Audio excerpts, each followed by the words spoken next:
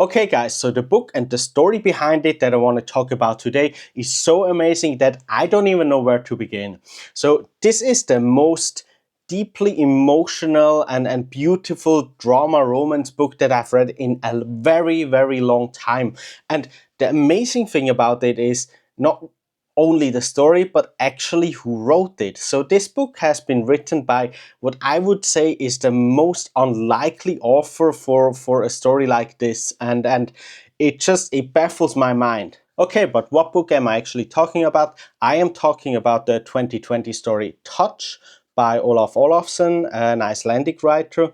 So Touch is this wonderful little story, little novel about love, regret, things that we lost and things that could have been. It's very nostalgic, it's beautiful, but we will get more into the plot soon. But before we get into the plot, we just have to talk about the author. We have to talk about Olaf Olafsson and who this guy is and why I find it so amazing that he actually wrote this book, and he seems to write a lot of other romantic fiction as well, which I do want to get into after reading this book. But let's talk about Olaf. Apart from having one of the coolest names that you could possibly have, Olaf Olafsson, what is actually that unique about him writing this book, at least from my point of view? I mean, we have a lot of guys like Nicholas Sparks that write romance, that write these kind of novels. So why is he special? What's so special about this here? So the interesting thing about him is, and I only found this after, I think, Googling his name. So he is actually, or he was a top executive, a top corporate executive for both Time Warner and Sony. And it seems like he was actually one of the few cool executive, because if you look at this here, he was actually deeply involved with the original project or at Sony when they invented the PlayStation. So Olaf Olafsson is both in the top executive, like the business world, as well in the gamer world, and now he's this romance writer, romance author as well. And I find that absolutely astonishing. It's beautiful that he would go out and write these stories. So I find that just absolutely fascinating, that a guy like this would go into romantic fiction, and I'm here for it. Good for you, Olaf. Good for you. Great. Okay, but let's get into the book. So what is the book actually about? And we will also talk about the movie a little bit later on. So there's a wonderful movie adaptation about this novel, and I'm going to talk about that a little bit later because it's really, really interesting. But let's talk about the book first. So what is the book actually about? The book tells the story of a young guy from Iceland, Christopher, who in the late 1960s is studying in London at the London School of Economics. He then drops out of school. One reason a little bit for there, but on the other hand also because he is really not feeling capitalism. He is, all about communism at that time. And he is taking up this unlikely dishwasher position at the Japanese restaurant. And he there meets Miko, the daughter of the owner of the Japanese restaurant, and they slowly start, getting to know each other, falling in love. And then after dating for a few months, many things happen, but I do not want to give away too much of the story here. But basically, after dating for a few months, Miko just disappears. The restaurant disappears, Miko disappears from one day to the other, basically, almost. And what then happens, it's 50 years later, and the pandemic is here now. So it's 2020, the pandemic here is here now. Christopher at that time is living back in Iceland. He is having to close down his restaurant. He has a lot of time on his hands and thinking about, what could have been with Miko, what happened to her, and basically thinking back about his life, because many things have happened, and he is still kind of lingering on Miko and the memories of her, basically. He then sets out to find her after he gets message from her basically. So she's looking for him on Facebook. She's connecting with him on Facebook. They chat a little bit with each other, but he doesn't really find out anything more about why they left at that time, what happened to her. The only thing he does know is that she lives in Japan again, and she has been very sick from COVID. And then he sets out to find her basically.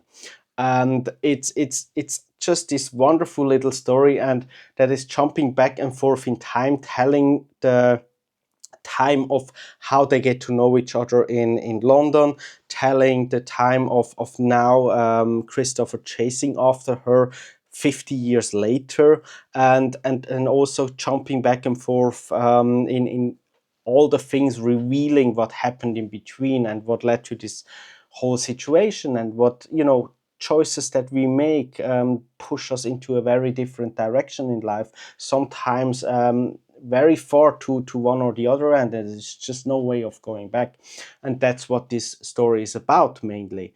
It's about a story what could have been, about love and regret. One thing I want to mention, like if we go into a little bit here of the writing of the story, I absolutely love and adore the writing of Olafsson, to that point that you guys know that I basically very much detest having these time skips all the time and jumping back and forth usually with books. So this was the very first book where I felt it actually made sense for the story, why there were these jumping back and forth between time, because everything is so much interconnected, to the point where you read a new paragraph and it could either be part of the current timeline, or of it, or in the past or in the future, because the stories are so close connected to each other that you need one or two paragraphs to realize, oh no, we are now back in London, or no, we are in Japan now, or we're in Iceland now. And it's so beautiful, it's so well connected with each other. That's absolutely amazing how he's able to do that. So what also very much drew me to his writing and this book, it's a very short book, it's a very quick read, and it's unbelievable to me how he is able to express so much with so few words. These are short passages, but I cared about this character from the very first page. Basically, it's how he is able to grip your attention and pull you into that story. It feels unparalleled to me. It's for a cute little story like this. And I mean, I wrote down one little example here that just blew my mind off. So this is Christopher thinking to himself, I have cried twice in 3 days now. I didn't know I still could. Uh, the emotions that these two phrases bring with it, thinking, so he is telling that at an old age, this is when he is like in his 70s, and he is finally realizing again, after a long period of being more or less emotionally disconnected from everything, he is finally experiencing emotions again. He is finally living life again. He is finally, expressing himself again. And it's so amazing to see this transformation in him. And the way that Olafsson is able to do that with just a few sentences, it's absolutely astonishing to me, and I still don't quite understand how he was able to do that. Something that I really enjoyed in Touch is the setting of it. So we are jumping back and forth between the late 1960s London, between nowadays Tokyo, and also Reykjavik in Iceland.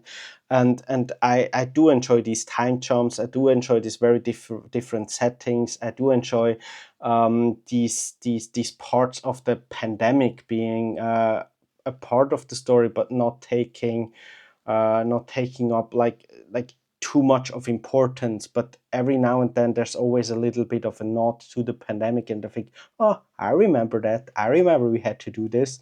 So one other thing I want to mention here quickly, I always like book art, and I do enjoy the English version of the book art with this like airplay window, him looking out basically into the past, the future, and the present. That's how I interpret the book art. But if we look at the original book art here from the Icelandic version, so this this is even more beautiful to me because the story that these two interconnected pieces of clothing tell here, just by looking at it, is absolutely deep and amazing for me.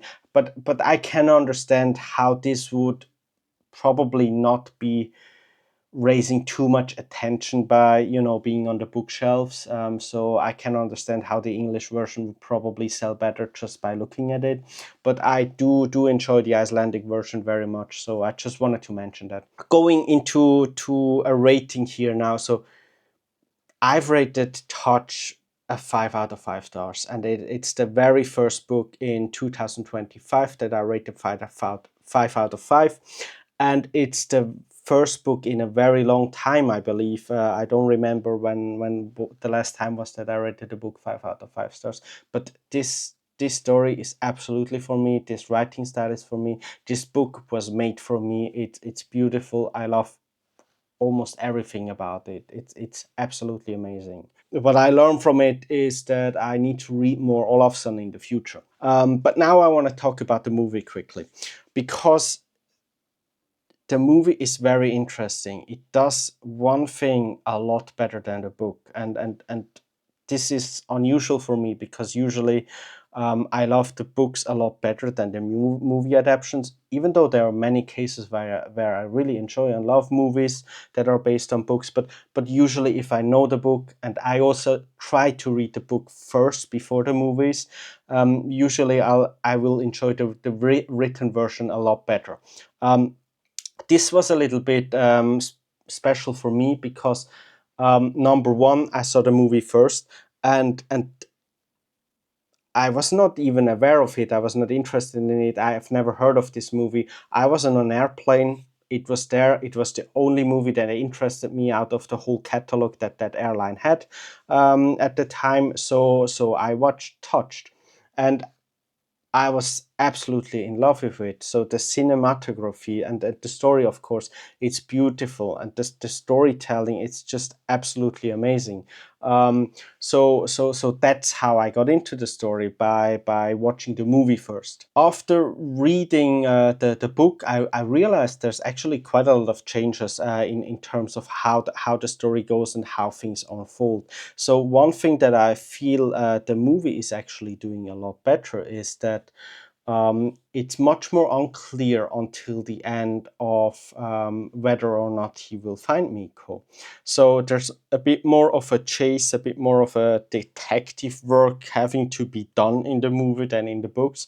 In the book, it's very early on the first few pages is Miko basically sending him a friendship message to reconnect after 50 years.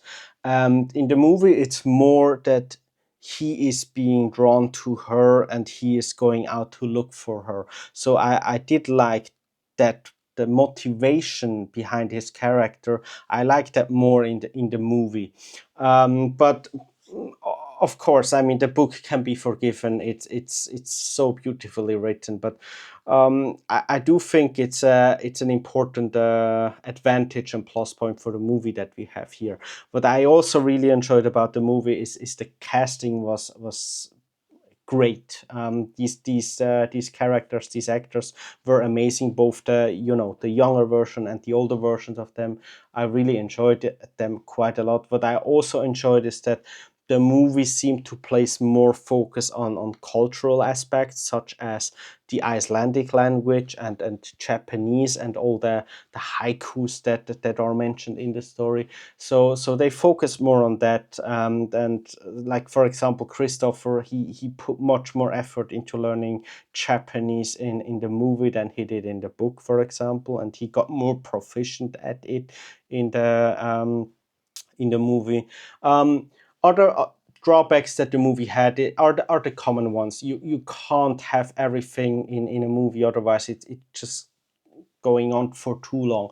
One thing that I found a little bit disappointing after reading the book is like you see these the promotional poster for the movie that looks like this. So you have them like the older version on a train and the younger version of on a train, right?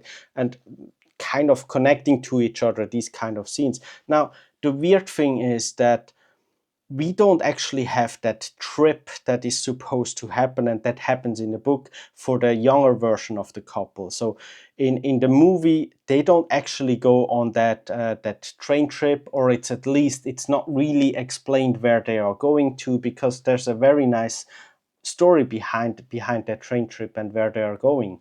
And actually something very important happens on that trip. So it felt kind of flat to me, that the reason for that trip and why, what they are doing, and we don't get to see any of that basically. So that felt a bit flat for me. But other than that, I really enjoyed the movie as well. I am glad they didn't do the jumping back and forth between the timelines as much. There is a little bit, but not as much as in the book. So it made much more sense to have it a little bit more chronologically in the movie, I believe. But other than that, I mean, amazing movie, amazing book, amazing story, wonderful author, great. Top executive turned author. I love it. Great guys. But let me know what you think about it. Did you read any of Olafsson's other book? What did you think about Touch? Yeah, tell me if you know any other authors that are like this. But yeah, I'll see you in the next one. Thank you guys. Bye bye.